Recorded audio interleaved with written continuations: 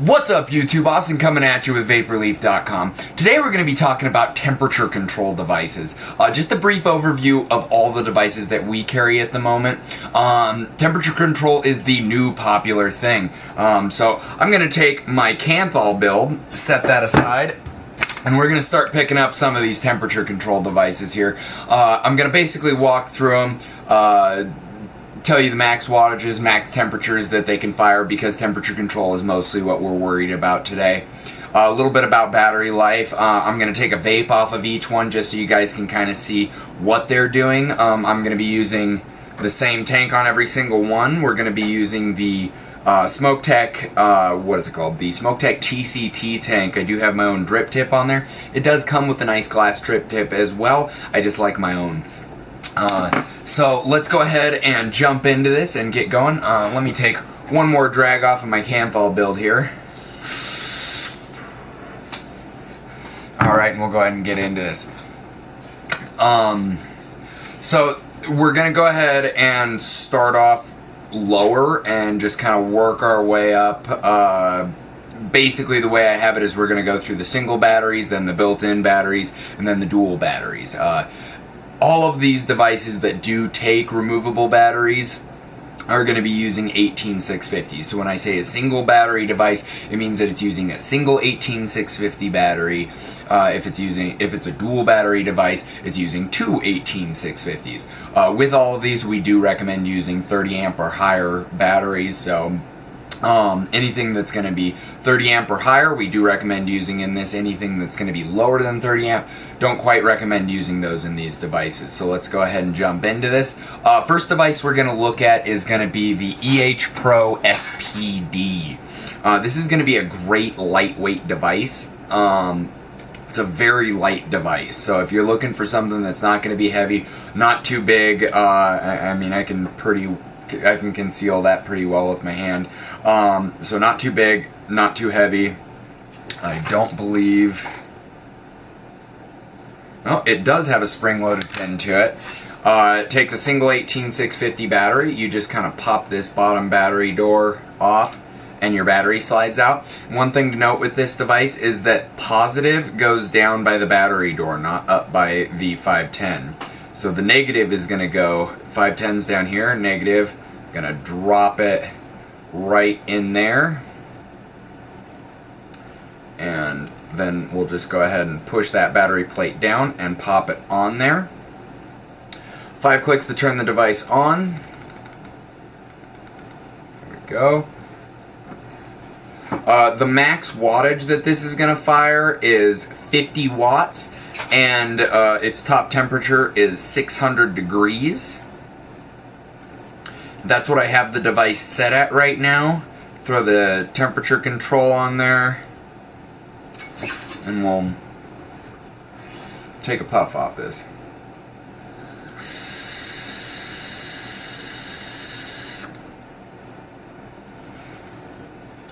Alright, so that was the EHPRO SPD. Moving up, we have the SMY50 TC. Once again, this is going to take a single 18650 battery. Let me go ahead and pop the battery out of the SPD here, and we'll put it into the SMY50 TC. So what we're going to do is we're going to slide the battery plate off here. Comes with a nice little ribbon. We'll just hold that over. Nice little positive and negative right there. So positive goes to the bottom.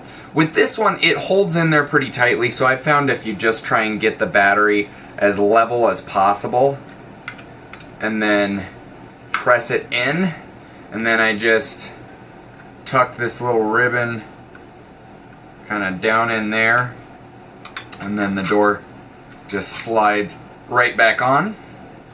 Go ahead and turn the device on here. This is going to be a little bit weightier. It has a great feel in the hand to it. Really high quality feel to it. So if you're looking for a device that really has that great feel to it, this might be the device for you. So let me go ahead and throw a tank on there.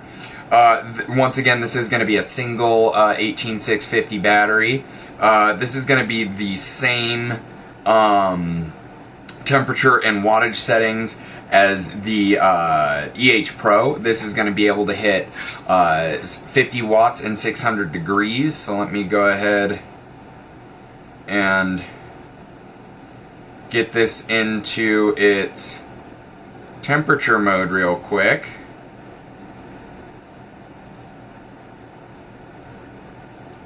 So I'm going to have it maxed out at 600 degrees right there.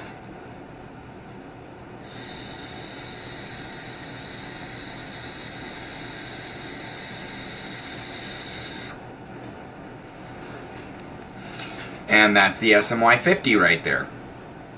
I will say something about the SMY50. I'm not going to mention too many things about these devices, but the SMY50 beeps. No idea why, but it beeps. It's like, I'm not sure if you can hear it.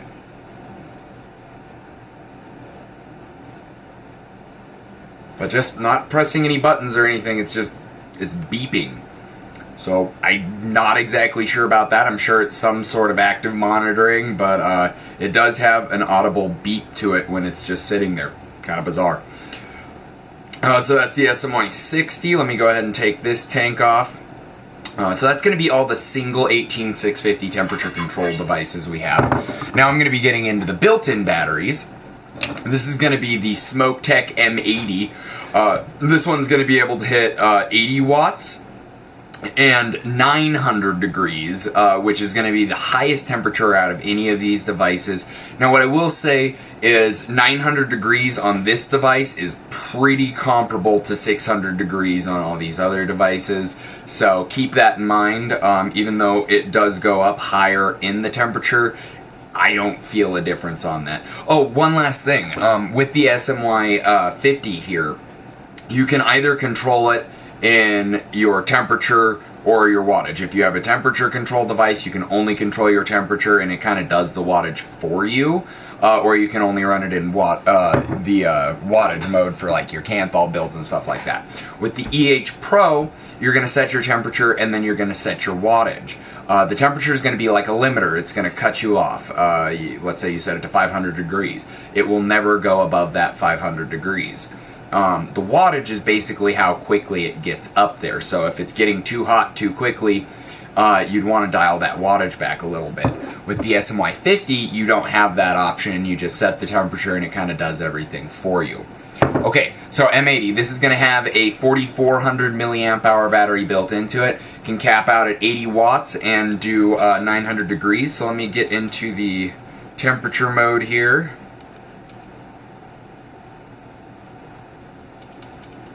And it's down at 200 degrees, so I'm going to go ahead and bump that up to the 900 degree setting.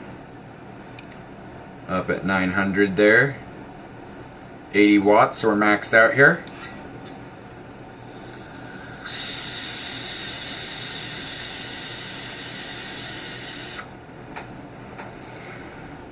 Alright, so that's the Smoktech M80.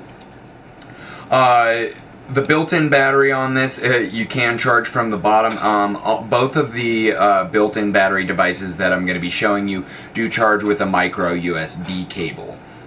And the two single 18650 devices as well, they can charge with a micro USB as well.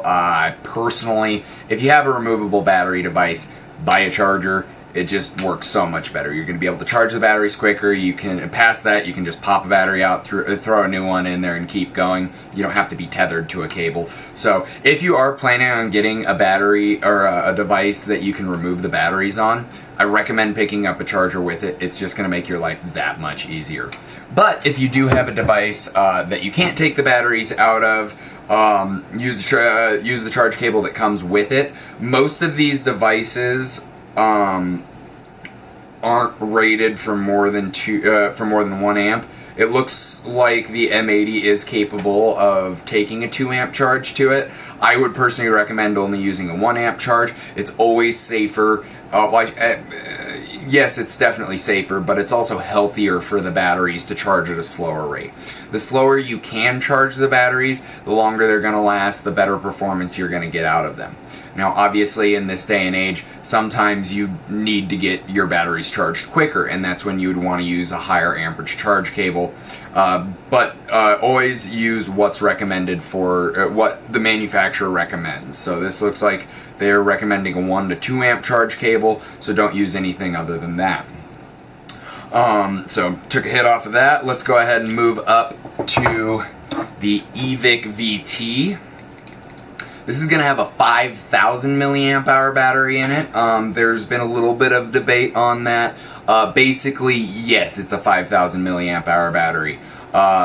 When you really get into the numbers and everything, you could call it a 4,800 milliamp hour battery, but all the math that the manufacturer's given us and that I've seen leads me to believe that yes, it is actually going as a 5,000 milliamp hour battery. So we'll go ahead and screw this on top there. I am in nickel mode.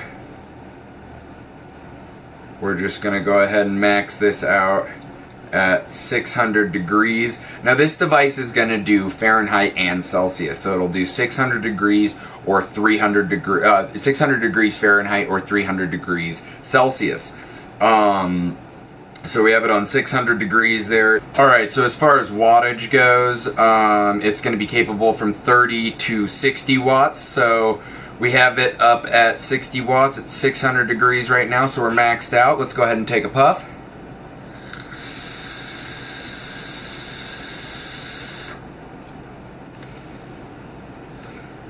I will say this tends to be one of the warmer vapes out of all of these. Especially with that wattage maxed out. Let me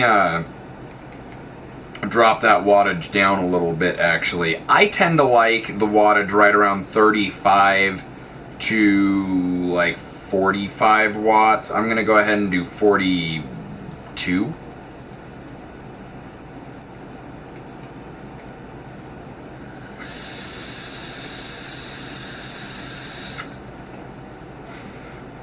And there we go, that didn't feel quite as muggy, I guess is the best way to put it. It just had, I'm using a raspberry lemonade in here right now, and it just, up at the 60 watts, tasted a little bit hot. The overall temperature of it wasn't bad, it wasn't too hot for me, just kind of the flavor seemed hot, like I was vaping it out of a humidifier or something, if that makes sense. So I dropped that wattage down. This is just like on the EHPRO and the M80. If it feels like it's that taste is a bit too hot, drop that back down. It won't get up to that temperature as quickly, and it's going to taste a lot better for you. So took a hit off of that. Now we're going to be jumping into the dual 18650 batteries. We'll go ahead and start off with the Snow Wolf here.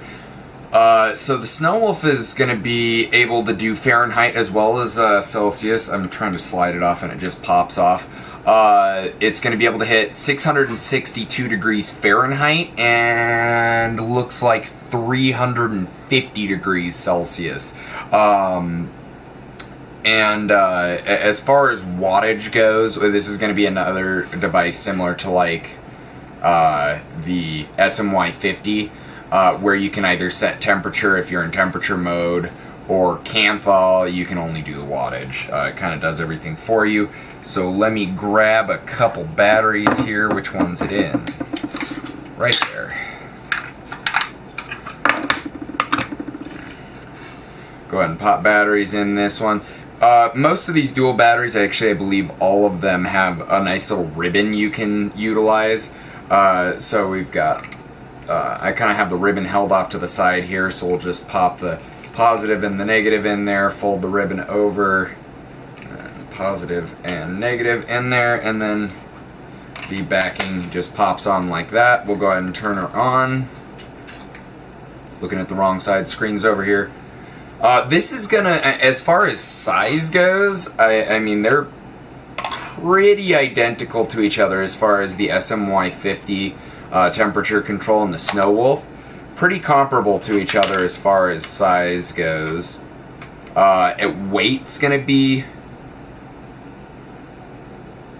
about the same. You know, actually, I think the SMY50 might be just a little bit heavier. I'm just doing a hand weight here. I don't have a scale in front of me.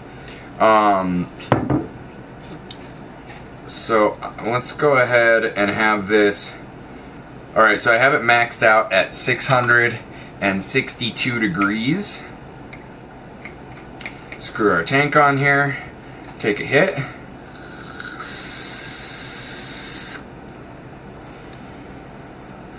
That was a hot hit as well.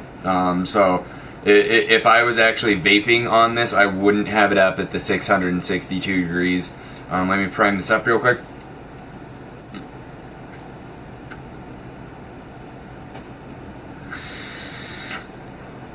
Very hot hit, so I wouldn't have this maxed out at the 662 degrees.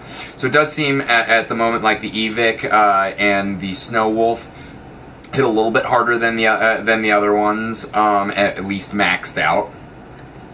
So let me go ahead and pop the batteries out of this one, and we're going to go ahead and pop it into the IPv4. The IPv4 is going to be capable to 572 degrees Fahrenheit. Looks like it'll do 300 degrees Celsius. And then instead of wattage in the temperature control mode, it actually uses joules. Same idea though. The same way that you would use the wattage basically is how quickly the temperature gets up there. You'd use the joules in the exact same way. So I actually have batteries in this, so let me grab my tank. And then if you're just going to be running a standard Canthal build, 100 watts is the top that this will top wattage that this will hit. So right now I have it at 300 degrees Celsius. Let me actually go over to Fahrenheit. This mirrored screen is a pain to see with all these lights on. Fahrenheit, 572 degrees. Maxed out. We'll go ahead and exit. Alright. So I've got it at 50 joules, 572 degrees.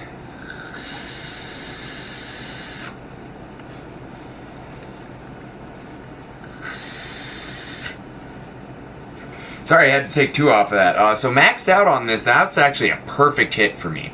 For my personal liking, I like a hotter vape, the flavor out of it. The IPv4 maxed out with this tank, that was a really enjoyable hit for me.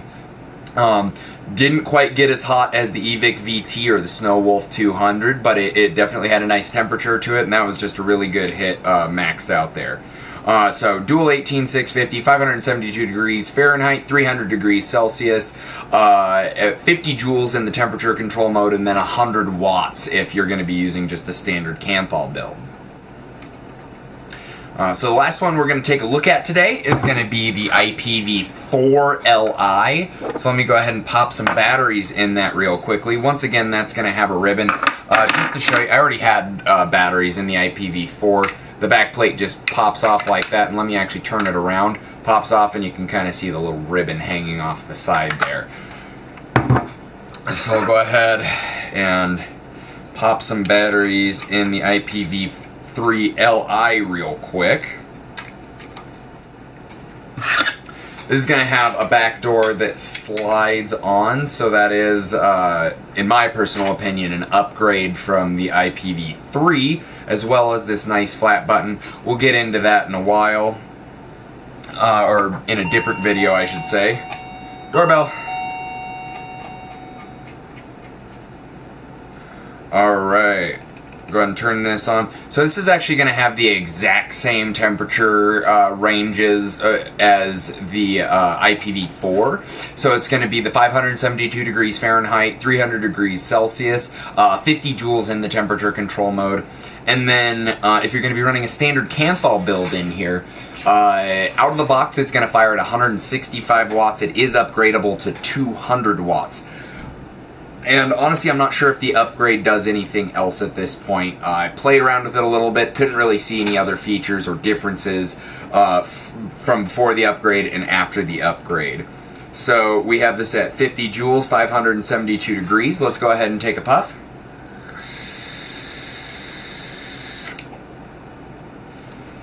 And that's very comparable to the IPv4, so the regulation is going to be about the same in there.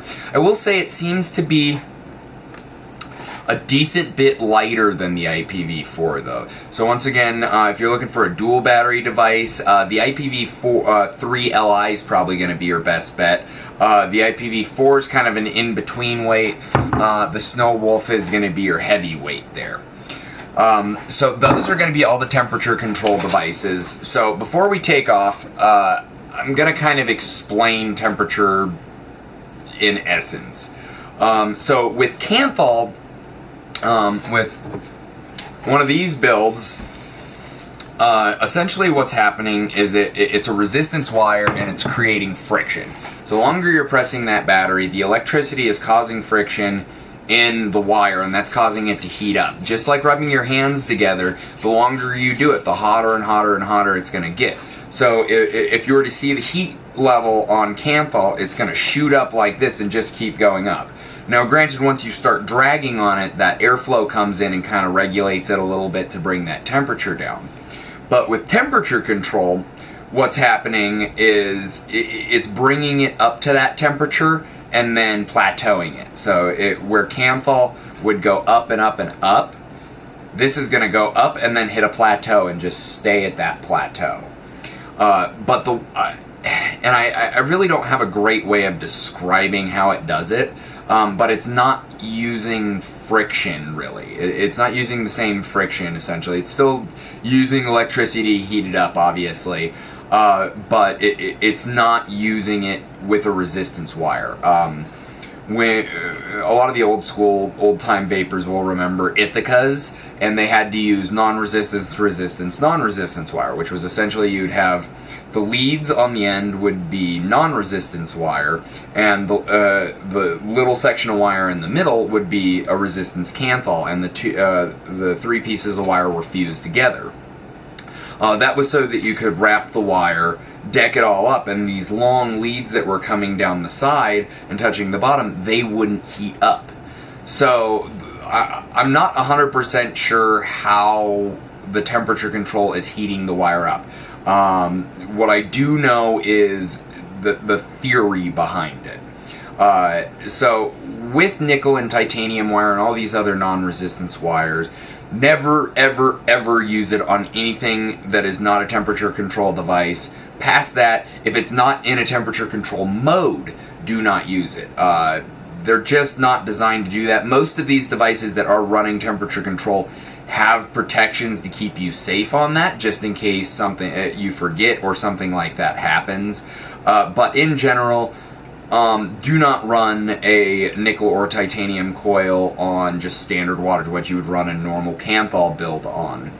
You want to use it in the temperature control, especially the way that it's supposed to be used. To really get the best performance out of it, what it's trying to do, you need to use it in the temperature control. If you use it in a standard wattage mode, it's just going to try and heat it like Kanthal, which is using that resistance method. I guess method is the best way of putting it. And vice versa, you don't want to be using Kanthal on temperature control. I've seen it work, but just until we know more about temperature control and everything, I don't highly recommend it. So that's going to be the temperature control devices from Vaporleaf. I'm sure it's going to be an ever-expanding market. This is something that just really came to light in the last couple months, and it's blown up. I really think that nickel, or temperature control with non-resistive wire, is going to be the wave of the future. So if you're an old-school vapor, I recommend getting into it, because this is going to be the future. If you're new to this, it's a lot less of a hassle from what I've seen. It's a lot more plug and play. It's a lot more user friendly. So if you're just getting into this, temperature control might be your thing. Now, obviously, if you're just getting into this, all the temperature control devices are going to be putting out a larger amount of vapor. They haven't gotten them where it's that amount of vapor. Even there, had to keep some in. But you know, if you're looking for production closer to a cigarette, I'd still recommend starting out with like an EVOD or an email set. But if you are ready for something like this, it's a great choice. So, alright guys, you have a great day. As always, remember to subscribe to us on YouTube and like us on Facebook for all the latest and greatest. Let's take a puff to get out of here. Bye guys. I messed up. So the Snow Wolf is actually capable of changing the temperature and the wattage. All that you need to do is press and hold both these two up and down buttons at the same time, and that does bring you into the wattage. So sorry about that, but that's all I needed. So just a little footnote. You guys have a great day. Bye.